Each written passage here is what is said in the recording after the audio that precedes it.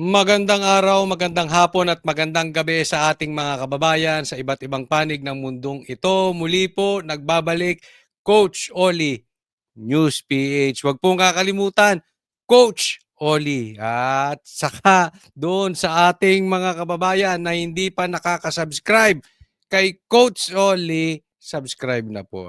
Konting lambing lang po. And doon sa mga manunood nitong vlog na ito, sana po pagpasok nyo po lang agad-agad ay i-like nyo ito nang sa gano'n ay lalong ikakalat ito ni YouTube. Kasi pag naka-like kayo, mas lalong ipapakita ito ni YouTube sa mas marami pang tao. Ayan. So, konting lambing lang po. And syempre, batiin natin ang mga kababayan nating nasa Pilipinas, nasa Luzon, Visayas at Mindanao. At higit sa mga kababayan nating nasa Mindanao na isinusuka na si Marcos. Shout out po sa inyong lahat. And syempre, sa mga banateros, banateras worldwide, shout out po sa inyo. Ito po ang ating magiging topic. BBM, nakaaway si Sandro. Ha, matindi. Laglagan na, ano? BP Sara, ano na? Laglagan na ba ito? May bagong pantapat na attack dog kay Claire Castro. Uy, nako. Ha? Bagong attack dog laban sa Malacanang na si Claire Castro. Ay, nako, tatapatan. Aimee, nagpresenta maging bodyguard ni BP Sara. Ba, matindi ha.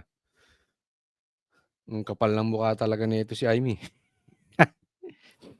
At pangapat, Mindanao, sinusuka si BBM. Okay, di na po natin pagtatagalin dahil kay Coach Oli, bida ang balita. Dediretso na po tayo. Paalala lang, huwag kalimutang mag-subscribe. Ito, sa mula natin dito, BBM. Nakaaway si Sandro? Di umano. Pag-usapan natin yan. Iginiit ni Pangulong Bongbong Marcos na hindi siya magbibitiw sa pwesto sa kabila yan ng panawagan ng mga kritiko kasunod ng isinagawang cabinet revamp. Makapal naman talaga. Makapal naman talaga mukha niyan si Marcos eh. Ayaw na sa kanya ng taong bayan. Pinagpipilitan pa rin eh. So syempre, sabi ko na hindi magre-resign yan si BBM. Manhid yan. Ako may tanong lang sa iyo BBM. Anong tinitik mo? At ganyang kakapalang mukha mo. Nakatutok live si Ivan Mayrin. Ivan. Yes, Vicky, nakapanayam ng mga mamamahayag ngayong gabi lamang si Pangulong Bongbong Marcos sa kanyang partisipasyon dito sa 46 ASEAN Summit at isa nga sa mga nabanggit niya ay hindi siya magre-resign. Yan ang tugon ng Pangulo kasunod ng mga panawagan ng kanyang mga kritiko na siya ang mag-resign sa halip na pagbitiwin ang kanyang gabinete. Narito ang kanyang tugon sa hirit na yan. Hulaan ko. Nung sinabi yan, hindi ko pa napanood ito, alam ko sasabihin ni Marcos. Tawa-tawa. Di ba? Ganyan yan eh. Tawa-tawa.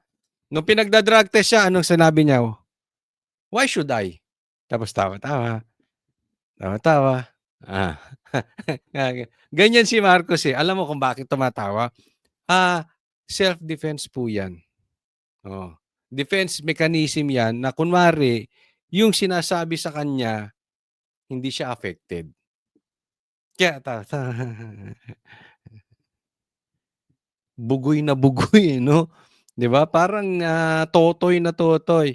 'Di ba pag niloko mo ang isang tao or kinantsawan mo or inaasar mo or meron kang sinasabing katotohanan sa kanya. 'Di ba? Yung mga magsiyota na iniwan. Panlabas siya patawa-tawa. Kunwari hindi affected. Pagdating sa bahay, iyak. Ganyan yun. Lagi yan ganyan. Patawa-tawa. Kung gagawin yun. Di ba? Bakit ko gagawin yun? Hindi, totoo to ha. Bago ko narinig na sinabi ni BBM yan, alam ko na, sasabihin niyan, why should I? Ngayon, tinagalog. Bakit ko gagawin? Tagaan nyo sa bato. Laging yan ang sasabihin ni BBM pag ang taong bayan may pinapagawa sa kanya na hindi niya kaya. Dahil alam naman natin bakit si Marcos ay hindi kayang magpa-drug test. That is public knowledge. So anong gagawin niya? Why should I? Tapos tawa-tawa. Defense mechanism, pero affected dyan sa loob. At wala sa ugali ko yung tinatakbuhan ng problema. Mali yun! Mali! Mali. Hindi, tama. Hindi, mali. Ano ba talaga, Coach Solly? Tama o mali? Tama naman na dapat ang isang tao hindi tinatakbuhan ng problema. Dapat sinasalubong mo ang problema. Ano ba ang problema? Ang problema, ikaw mismo, Marcos. Pag nag-resign ka, ang daming problemang masusolusyonan. Maniwala kayo sa akin. Ang daming makikreate na trabaho pag nag-resign to. Droga, mababawasan.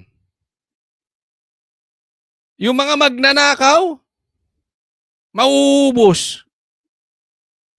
Ang kalsada, magiging mapayapa. Bigas, bababa. Mga komunista, hindi mamamayagpag sa gobyerno.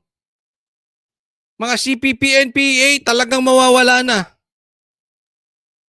Yung nuknukang talamak na pagbibigay ng ayuda at ginagamit ang pera ng taong bayan, mawawala. So ang problema, Marcos, ikaw mismo. Yung wala kang gawin, bumaba ka lang dyan sa kinauupuan mo. Lagpas kalahati ng problema ng Pilipinas masusolusyonan. Kaya tama ka, hindi dapat tinatakbuhan ng problema, sinasalubong. Salubungin mo, Marcos, ang problema. Ang problema, ikaw mismo. At ang solusyon, ikaw mismo. Lumayas ka dyan, masusolusyonan ang problema ng mga Pilipino. Harapin mo. Kabaliktaran yung sinasabi mo. Pag hindi ka nag-resign, sa katunayan, tinatakbuhan mo problema. Di ba? Dahil siya nga ang problema eh. Ayaw mo pa mag-resign.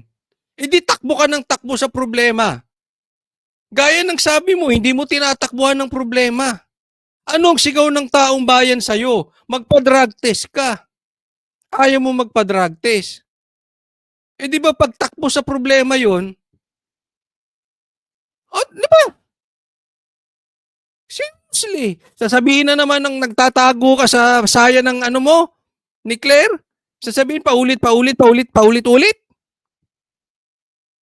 Paano tinatakbuhan mo eh? Yung, di mo ba, bagsak ka na sa survey, Marcos? Yung tiwala ng taong bayan sa'yo, wala. Diba? 35% ang nagtitiwala na lang sa'yo. Samantalang si Sara 50%. Si Tatay Digong 65% ang trust rating. Bakit walang tiwala ang taong bayan sa'yo? Dahil duda ang taong bayan na adik ka. Tapos ayaw mo magpa-drug test? Di tinatakbuhan mo problema. Tanong, Marcos, adik ka ba? Kung adik ka, huwag mong takbuhan, magpa-rehab ka. Umalis ka dyan, magpa-rehab ka. Kung hindi ka adik, Marcos, magpa-drug test ka. Hindi ka naman adik di ba? Sabi mo nga, hindi mo tinatakbuhan ng problema. Tingnan mo. Tingnan nyo ang mga kababayan kung gaano ka-epokrito tong tao na ito. Hindi raw tinatakbuhan ng problema. Takbo ka ng takbo eh. Yung mga ganung look. I'm not affected. Sinabi rin ng Pangulo na nagpapatuloy ang maigting na pagsusuri sa performance sa kanyang kabinete at mga heads of agencies. Hindi naman daw kasi para pagpapapogi lang ang kanyang Talaga naman pagpapapogi, bakit nandiyan dyan pa si Boying? Ba't nandiyan dyan pa si John Vic? Ba't siya magkapatid na Rimulya, epal lang epal? Consually, galit ka? Hindi. Nagpapaliwanag lang tayo. Di ba? Pinagtatanggal mo yung mga yan eh. Bakit yung Rimulya Brothers, kaliwat kanan pa rin ang pa-interview? Di ba nag-file yan ng resignation? Pirmahan mo na nang natatapos na yan. Niloloko nyo, taong bayan eh. Ginagawang cabinet revamp at mas malaliman daw ang kanyang ginagawang performance review. Samantala, kaugnay nito, sinabi ng Pangulo na may napili na siyang hepe ng Philippine National Police pero hindi pa niya inanunsyo kung sino dahil nais raw niya na personal niya muna itong sabihan. Pero ang utos niya, ituloy lang ang pagpapababa ng crime rate at pagtingin ng police visibility para mapanatag ang Ipababa ang crime rate? Bumaba ba yung crime rate? Ito, tika muna. Sino kaya magiging Pustahan tayo? Pustahan? Pustahan. Magiging chief of police ngayon? Si Torre. Sige, okay lang yan, Torre. Nang magalit na talaga yung mga kapwa mo sa'yo. Kasi ano namang napatunayan mo? Kung sakaling ikaw magiging chief of police, anong napatunayan mo? Nag-serve ka ng warrant sa KOJC, tapos nag-stay kayo doon ng 16 days? Yung warrant of arrest, ginawa nyo search warrant, na wala naman doon ang pangalan ni Pastor Kibuloy. Tapos naghalughog kayo ron. Wala ang pangalan ni Pastor Kibuloy doon sa sa warrant of arrest Tapos nag-stay sila doon, kinalka lang buong naghukay doon sa eskwelahan, sa JMC. Tapos naghukay pa doon sa katedral, sambahan ng KOJC. Ganyan kabastos si Torre. Maganda na sige, para magalit na sa'yo mga kapwa mo pulis. Isipin mo, ikaw parang sinabi ni Marcos, tama yung ginawa mong pambababoy sa isang reliyon. Ganyan na ba ang gobyerno natin? Ano pa nagawa mo? Kinidnap mo si Tatay Digong. Kakalad ka rin mo? Yung napakalaking natulong na presidente? Matanda? Ba't hindi mo bitawan yung baril mo? At kalad ka rin mo yung kasing laki mo? At kasing tanda mo? Nang hindi ka nagtatawag ng mga kakampi? One-on-one? Di ba? Ano napatunayan nito? Wala. Tapos gagawin yung chief of police? Kung lang naman, kung. Pero kung hindi naman, ikaw ang gawing chief of police, mag-suicide ka na, Torre. Lahat ng pansisipsip ginawa mo na kay Marcos. Lahat ng pansisipsip ginawa mo na kay Tamba. Hindi ka pa rin ginawang chief of police. Tiwakal ka na. Wag. Masama. Masama yung suicide. Wag. Magpagluta ka na. Ikaw taong itim. Ay, nadulas ako. Magpagluta ka na, Kung hindi ka maging chief of police, nang sa ganun, maging tao ka naman. Wala ka na talaga eh. Hindi, kasi alam nyo, marami akong nakikausap na pulis As in, marami. Hindi ko na lang sila papangalanan. Ang sabi sa akin, 99% ng pulis galit dyan kay Torre. Totoo ba yung Torre? Nagtatanong lang tayo. Wala lang silang magawa eh. Pero tatandaan nyo, may paghuhukom. Sa 2028, bababa at bababa yung ginodiyos nyong si Bongbong. Boying, Torre, huwag kayong aalis ng bansa. Huwag muna kayong mamamatay. Antayin nyo si BP Sara makaupo bago kayo umalis ng bansa at bago kayo mamatay. Alagaan nyo hindi to death threat Wala akong sinasabi. Natural. Kasi aatakihin sa puso yan pag nakaupo si Sara. Akala kasi nila, si Bongbong Diyos na, forever na dyan.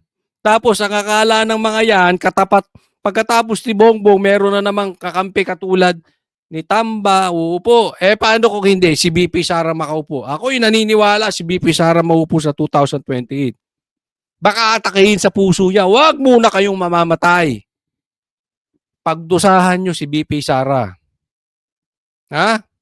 Huwag kayong aalis ng bansa. Yung paghahabol nyo kay Roque na nasa ibang bansa, huwag nyong gagawin. Talagang araw-arawin namin kayo dito sa vlog namin pag lumalis kayo ng bansa at dahil naging presidente na si BP Sara. Ha? Ang publiko na sila ligtas sa kanilang mga komunidad. Natanong din ng Pangulo tungkol sa impeachment proceedings laban kay Vice President Sara Duterte na nakatakdang magsimula sa susunod na linggo.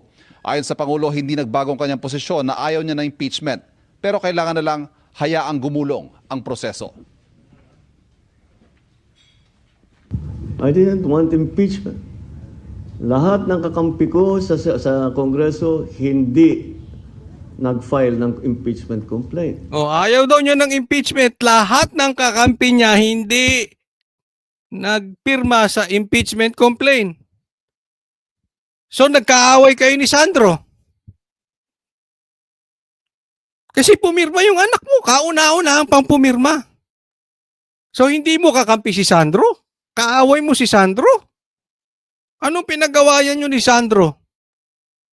Di ba? Anong klase kang tatay? Ha? Sasabihin mo, ayaw mo ng impeachment, tapos yung anak mo, unang pipirma sa impeachment? Huwag mong gamiting excuse na hindi mo sila pwedeng diktahan. Kasi kung ang excuse ng isang leader ay hindi mo pwedeng diktahan ng tao mo, wala kang magagawa, inutil kang leader. Dahil alam nyo, anong meron ng leader? Hindi pwedeng, hindi utusan. Alam nyo anong ginagamit ng leader para sumunod ang tao? Makinig ka, Marcos, parang hindi mo alam to eh. Alam mo ginagamit? Hindi lang being leader, being tatay na lang.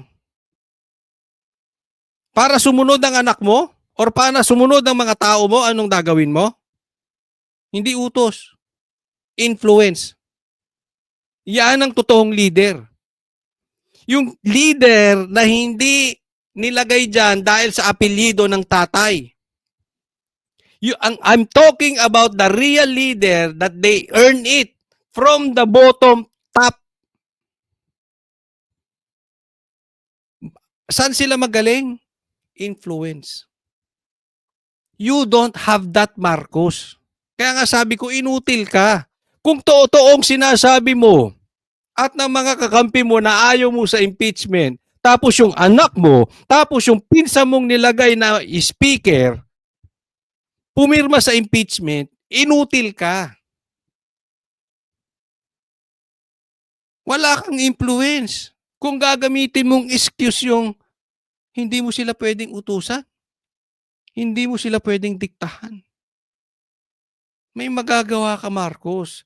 Either sinungaling ka, peke kang tao dahil hindi mo kayang sabihin, i-impeach si BP Sara. Hindi mo kayang sabihin yung gusto mo. Nagtatago ka sa peke. Gusto mong ma-impeach si Sara, hindi mo kayang harapin. Or, talagang inutil ka. Leader kang walang influence. Masakit, pero katotohanan. Yan lang yun. Yung mga nag-file ng impeachment complaint, hindi mo masasabing kaya kong utusan o pagsabihan na ito yung gagawin mo. So, why do I have to keep explaining that Why do I have? Laging, why do I have? Bakit ko gagawin?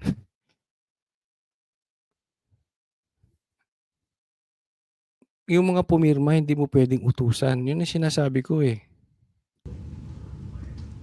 Why do I have to keep explaining that I did not want impeachment? Di ba? Ganun siya. Why do I have to keep on explaining? Dahil nga, yung explanation mo, kahit grade 2, Marcos, hindi maniniwala. Kaya paulit-ulit. Kaya paulit-ulit din yung sinasabing drug test kasi hindi ka nagpapadrug test. Tatanungin mo na naman, why should I keep on explaining? Puro ganun eh. Why should I do that? Why should I keep on explaining? Kasi nga hindi maganda yung ginagawa mo. Paulit-ulit. Hindi ka nagpapadrug test, hindi ka naman Ay naku, Marcos. Tawa-tawa. Samantala, Ito parang bugoy.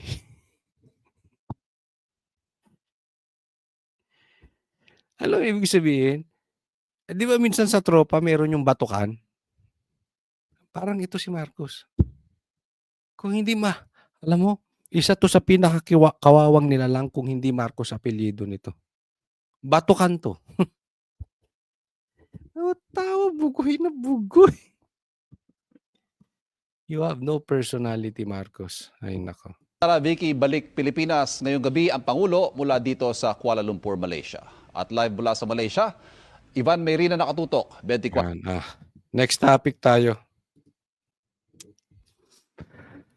Ito, pag-usapan naman natin, may bagong pantapat na attack dog kay Claire Castro. Pasok! Ayaw talaga natin ng fake news, kaya kailangan mas maging maayos yung mga pagpapaliwanag natin ng mga polisiya na binabalangkas ng Kongreso. Sa kauna-unahang pagkakataon, naglagay ng tagapagsalita ang House of Representatives. Bakit? Unang tanong, sa kauna-unahang pagkakataon, sabi nung reporter, talaga ng tagapagsalita ang HOR. Bakit?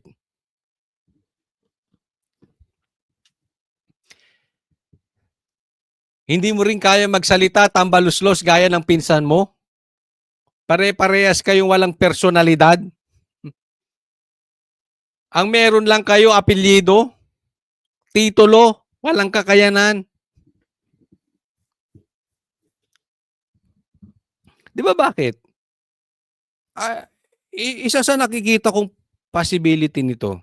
Dahil nararamdaman nyo nagkakaroon na ng laglagan. Si Chanco nagsalita laban sa HOR. Di ba? So, hindi natin alam kung talagang naglalaglagan na or pa-effect lang tong ginagawang drama ni Marcos at ni Tamba. Or may real laglagan. So, kailangan nila ng pantapat sa mga sasabihin ni Claire Castro. Or, pagka nilaglag sila, meron silang tagapagsalita. Bigyan ko po kayo ng history. No? Ito kasi ay alam nyo, binarada nito si BP Sara eh. Dahil talagang nilabas yung kabastusan ni Abante dyan sa Maynila ni BP Sara. At binanata naman nito. Itong anak. No? So, nakita yung bakbak na ito eh. Lumabas yan sa media. Siguro, nagustuhan nila. Hoy! Ala Claire Castro! Pansinin nyo, puro babae kinukuhang attack dog. Oo. Ano man tawag sa dog na babae? Bitch. Oo. So, bitches, ang tawag dito. May bagong attack bitches. Hindi ko po sila minumura. Totoo yan. Nagdo-dog breeding ako eh.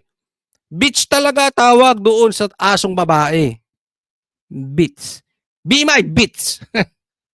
Oo. Attack dog eh. Diba? Pansinin nyo, dahil ba si BP Sara ang malakas na tatakbo sa 2028 babae.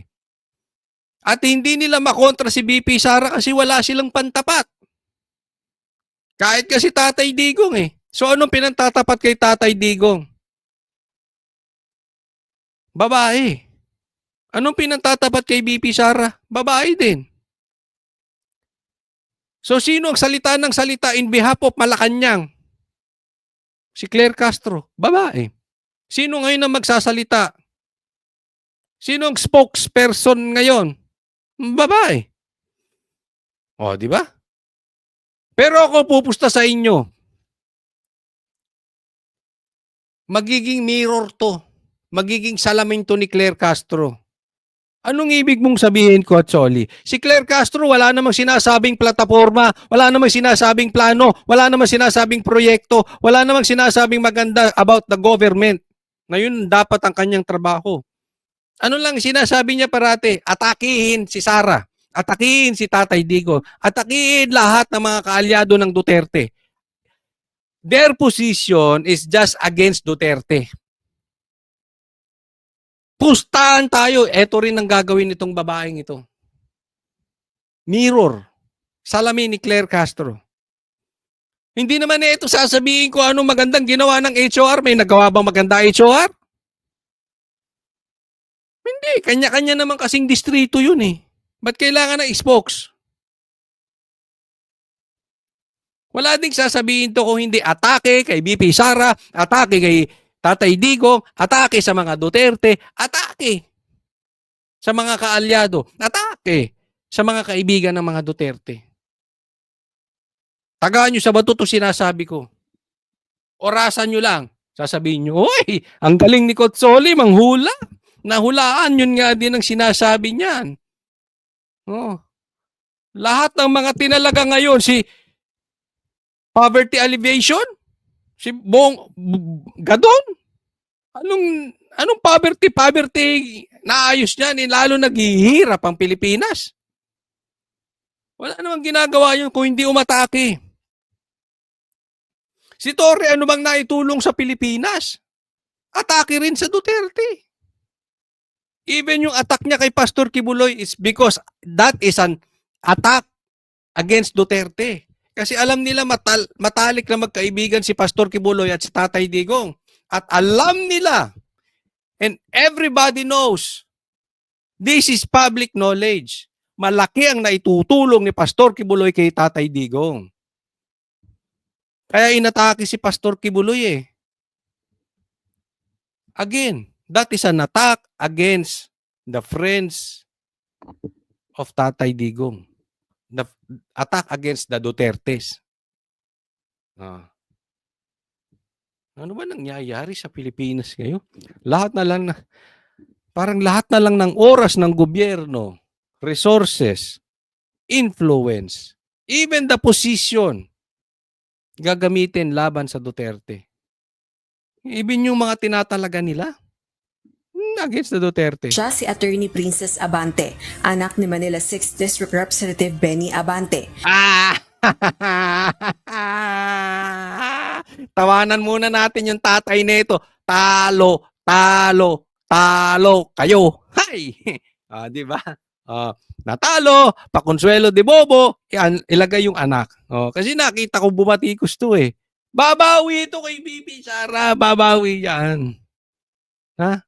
Kasi nilabas yung yung picture ng tatay niya, yung pastor na tatay niya, na nakadila, ganun. Baka matap-tap tong video. Gagalaiti ito kay Sara. Ayun, talo si... nako. Naging 3-term councilor ito sa Manila City at tagapanguna ng Manila Public Information Office. Ayon sa abogada, sa gitna ng mga isyong kinakaharap ng House of Representatives, kinakailangang mapaigting nito ang pakikisalamuha sa publiko. Itinalagang spokesperson ng Kamara si Attorney Abante para sa nalalabing panahon ng 19th Congress. Madami na kasi din tinatalakay ngayon ng mga issues, ang Kongreso, the various committees. Hindi bagay, Deng. Sorry Sabihin mo dun sa tatay mo, pastor-pastoran, hindi bagay yung binigay sa yung pangalan ng princess. Ha? Bakit naman princess? Parang ano, Princess MB Agusta. Ay sus, ano yan, ano yan? Ano yung pangalan nung ano, nung barko? Ay naku. Ah, Princess Perry. There's a need to strengthen the communication mula sa House to ensure yung tama at makatotohanang impormasyon ay Eto na naman tayo sa fake news peddler. Yung maayos daw yung communication simula sa House of Representatives o sa madaling salita sa kaharian ni Tambaluslos, ha? Tapos labanan ng yung tamang impormasyon. Yan na naman yung kanilang ano, spin, no? Yan ang kanilang narrative. Tatawagin na naman ng mga Duterte vloggers para labanan ng mga fake news peddlers. Kayo nga ang fake news eh. Sinungaling pa yung bossing yung ginagawa niyong Diyos. ibababa natin sa mamamayan. Suportado naman ng ilang kongresista ang paglalagay ng tagapagsalita ng House of Representatives. Lahat naman ng sasabihin ni Tambaluslos, yung mga sa house na yan, sa ngalan ng proyekto, sasang-ayon kay Tamba. Ay, nako. Alisin mo sa kanya yung budget. Tingnan ko. Kung hindi iniwan yan si Tamba. Halimbawa, ang maging House Speaker ay si Pulong. Tingnan ko kung may matirang kaibigan yan si Tamba. Lahat ng congressman, lalo na yung mga swapang, sasang-ayon dyan kay Tamba. Para maintindihan po nila kung anong mga issues na nangyayari po dito, kung ano pong mga ganap. So that can only be a positive. Epektibo ngayong araw ang appointment ni Attorney Abante bilang House of Representatives spokesperson. Samantala, hindi pa umano nito nakakausap si House Speaker Martin Romualdez. Style. Oy, halik ni Judas yan. Huwag ganon. Hindi pa raw nakakausap ni Tamba. Hindi pa raw sila nagkakausap ni Tamba. Sino pa maglalagay sa'yo dyan kung hindi si Tamba? Di ba? Ni style nito magpinsan natin si Bongbong ganyan. Ayaw ko ng impeachment. Pero may impeachment. Kung hindi ko papapasukin ng ICC. Pero nakapasok ang ICC. Hindi ko papapasukin ng Amerikano. Pero may EDCA. Tas hugas kamay. Naman, style din ng pinsan niya. Parehas na parehas kayong mga buhaya. Buhaya ng ano nyo. Buhaya ng barong nyo. Kayo ang mga buhayang nakabarong. Diba? Nako. Isipin ninyo, sino maglalagay dyan sa anak ng pastor na yung pastora na yung si Abante? Dyan sa anak niya. Hindi ikaw, Tamba. Meron bang galaw dyan sa HOR na hindi mo alam tapos hindi kayo nagkakausap? Niloloko nyo taong bayan. Si House Speaker Martin Romualdez. Rosalie Coz, UNT. Next topic po tayo. Ito, isunod natin. Aimee. Nagpipresent tabaging bodyguard ni VP Sara. Nasa Qatar ngayon si Vice President Sara Duterte para dumalo sa iba't ibang aktibidad kasama ang Filipino community. Dumalo po sa isang misa ang Vice Presidente kung saan mainit siyang sinalubong ng mga overseas Filipino workers. Tinan mo si VP Sara pinagkakaguluhan Si Marcos, nako. Pag pumunta dyan, hindi napapansinin sisigawan pa, Duterte. Duterte. Sakit nun, no? Yung kaaway mo, nagpapahinga, ikaw pupunta dyan,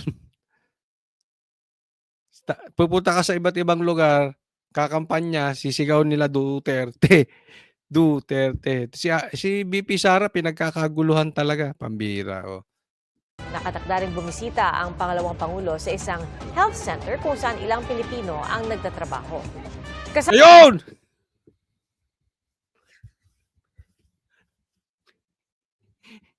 Manggang-mangga. Ay, huwag kang gaganyan. Amy, iwasan mo yan, yung nakaganyan. Manggang-mangga datingan mo dyan. Ang haba pa naman. Ay, magagalit yung tatay ko sa akin. Kasi sabi niya, oy, wag kang ad hominem. Di totoo naman eh. Alam naman ng taong bayan na sino ba ang tinawag ni BP Sarang Mangga? O, ito bang kagamit? Hindi ko nga alam kung ang tinawag niyang si Aimee Mangga dahil manggagamit o dahil yung baba parang mangga. Hindi ko alam ha. Kasi ngayon ko lang nakita yun. Hmm? Iwasan mo yan, Aimee. O kaya patapyas mo. Total, ano. Ang ganda nung ano, botox ba yan? Hindi, tatanong ko lang. Ang ganda pa ng ayos dito eh. Oo. Paayos, kung pinaayos mo to, paayos mo na rin to. Ha? Hindi na gano'n lang. Pero kung ayaw mo, okay lang, okay lang. Hindi naman importante bilang senador. Hindi naman importante sa iyong itsura kung ikaw ay magiging maayos na senador. No? Baka magalit yung mga vloggers mo sa akin, mga Iminatics. Nako. Tsaka huwag kang nagdidikit kay Bibi Sara kasi ano, nagmumukha kang Jolalay. But seriously, hindi mo kailangan maging maganda para manilbihan kang senador. And at the same time, hindi mo kailangan sunod ng sunod kay Sara para ka maging epektibong senador. Nanalo ka na po. Ang gawin mo ngayon, ayusin yung kalagayan ni Tatay Digong, patuloy mong paimbestigahan, gaya ng ginawa mo, nakadalawang Senate hearing ka nung ikaw ay nangangampanya pa lang. Nung dumausdos ang iyong trust rating, ang ginawa mo, nakadalawang Senate hearing ka para imbestigahan. Mag-ingay ka ngayon. Bakit hindi pa rin pinauuwi si Tatay Digong? Bakit kinidnap si Tatay Digong? Yun ang gusto marinig ng taong bayan. At alam mo, higit sa lahat kung anong gusto marinig ng taong bayan sa'yo, call out mo. Kailangan magkaroon ng manual counting. Kasi ang iisipin ng taong bayan, totoo man or hindi, halimbawa kay Marcos, anong iniisip ng taong bayan dyan kaysa kapatid mong si BBM? Adik, kasi ayaw magpa-drug test. Alam mo iniisip ng taong bayan? Pag tumahimik ka about doon sa eleksyon, hindi ka nagsasabi ng manual counting, manual recount, pinasali ka lang pang 12, sabit. Pinasabit ka para lang manahimik ka na. Kasi ngayon, nananahimik ka. Yes, maingay ka. Bisi-bisihan ka. Pero malayo ka sa putukan. Kasi anong iniingay mo? Immigration. Anong ginagawa mo ngayon? Dikit ng dikit lang kay BP Sara. Nagpresenta ka bang bodyguard ni BP Sara? Anong maitutulong mo sa taong bayan? Sunod ka ng sunod niya kay BP Sara. Wala kang silbi dyan. Aimee, umalis ka dyan. Huwag kang epal. Aimee, solusyon ka eh. Aimee, latex. Aimee, epal ka eh. Aimee, epal. Sumunod ka kay BP Sara or hindi, maraming susunod kay BP Sara. Hindi trabaho ng isang senador ang maging bodyguard. Para kasi Marroas nag-traffic eh. Mga pa-effect nyo oh. Pero tingnan mo ang baligtad ng mundo. Dati ang apelyidong Marcos, very influential. At ang tingin ng taong bayan sa mga Duterte, probinsyano. Gaya ng hipag mo. Tingnan mo ngayon. Ang mga probinsyanong katulad ng Duterte, ginagawa ka lang alalay. Ginagawa kang aso. Sunod ng sunod. na hindi mo kayang manalo. Ang Marcos hindi kayang manalo nang wala ang Duterte. 2 Marcos na po ang napanalo ng Duterte. Ganyan kahina kayong mga Marcos. Kaya ngayon, sip-sip kayo dyan. Sana naman yung mga supporters ni Amy, kalabitin nyo naman. Matatalino naman kayo eh. Sana rin may paninindigan kayo. Sabihin nyo naman, manual recount. Sabihin nyo naman, ang asikasuhin. Yung hearing. Yung may katuturan. Hindi yung parang naging tuta ni BP Sara ikaw. Anong silbi mo dyan? Kasama ni Vice President Duterte sa Qatar si Senator Amy Marcos na inimbitahan daw niya para sa isang pagtitipon ng mga Pilipino roon. Pagkatapos sa Qatar, Tingnan mo, oh.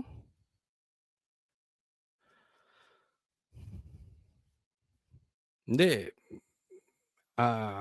Maraming nagme-message sa akin. Yan ang tingin talaga nila. Pinalusot to.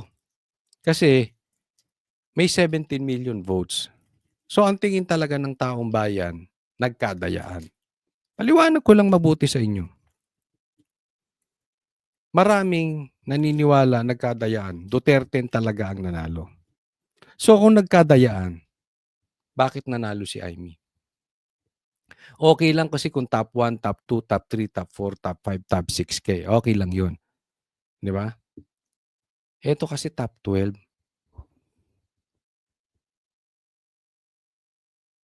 Ang dating sa taong bayan, ipinanalo to para manahimik.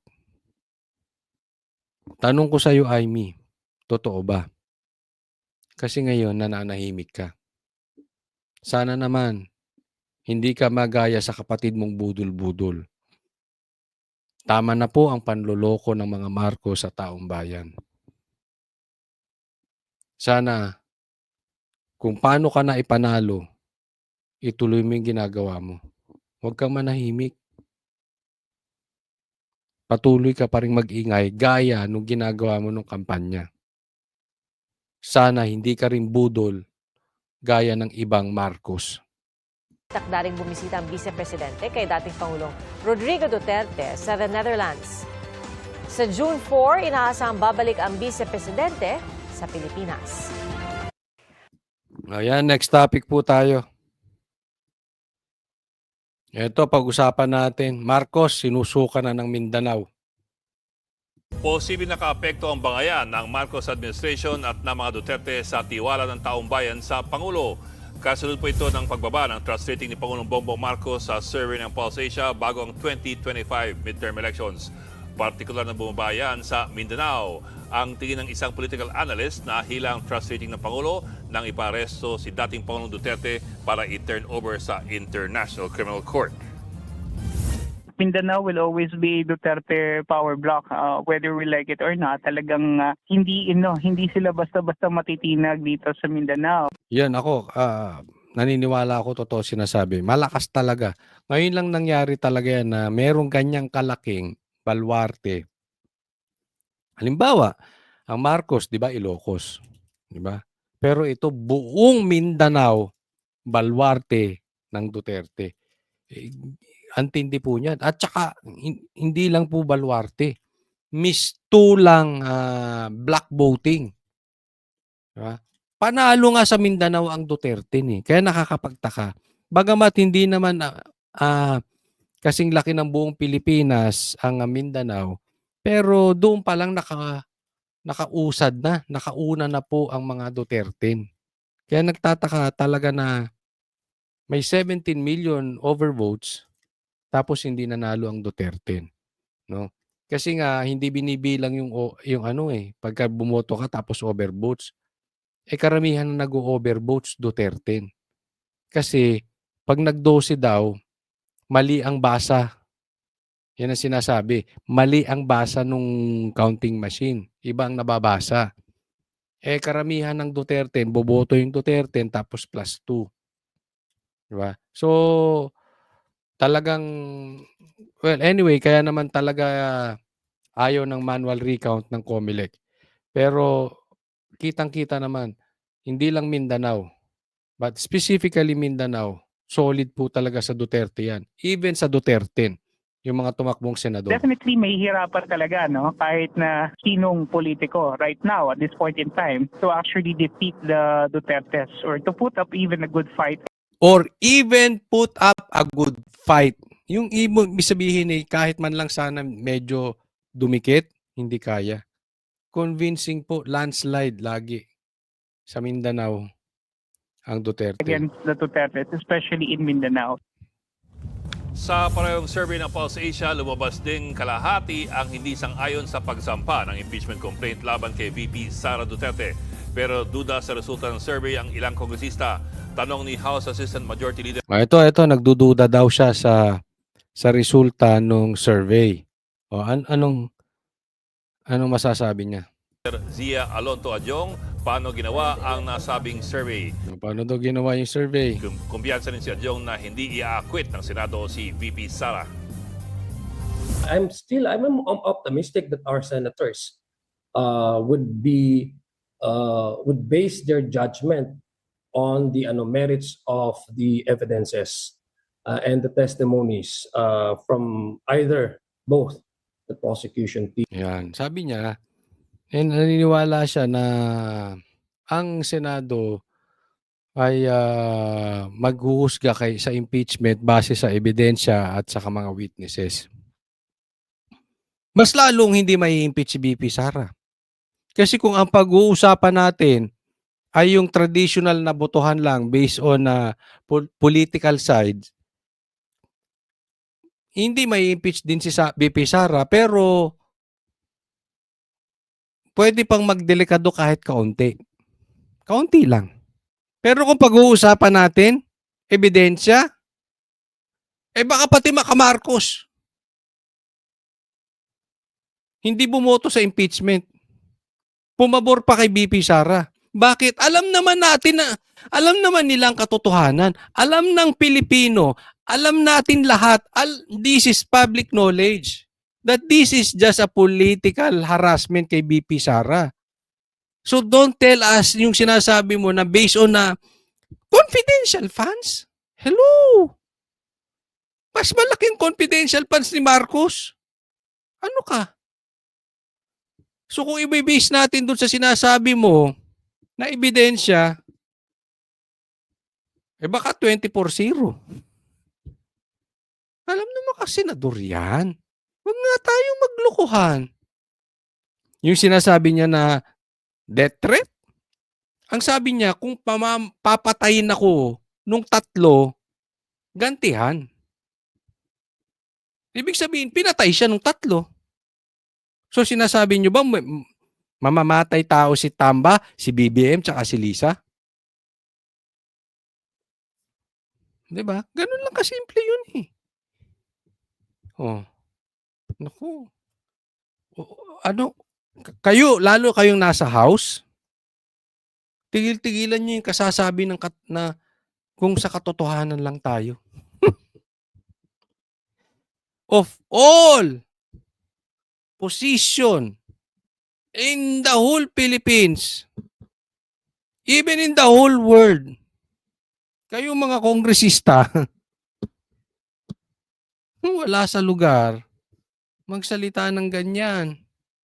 And the defense.